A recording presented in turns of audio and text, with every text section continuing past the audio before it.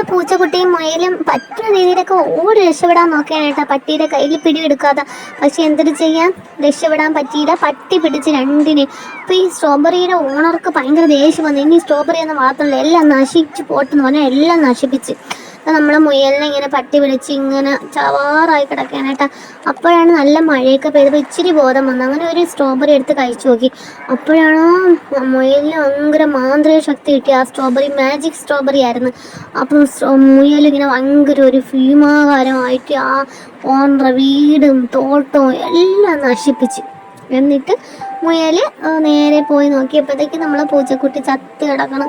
അങ്ങനെ എന്ത് ചെയ്ത്, മുയൽ പാവം ഒരു ഇതെടുത്തോണ്ട് വന്ന് മണ്ണൊക്കെ വെട്ടി അതിനെ കൊണ്ടുപോയി അടക്കി പൂവൊക്കെ വെച്ചിട്ട് ഇങ്ങനെ പോയേട്ടാ. മുയലിന് ഇങ്ങനെ പൂച്ചക്കുട്ടിയുടെ മുഖം തന്നെ ഇങ്ങനെ മനസ്സിൽ മറക്കാൻ പറ്റണില്ല.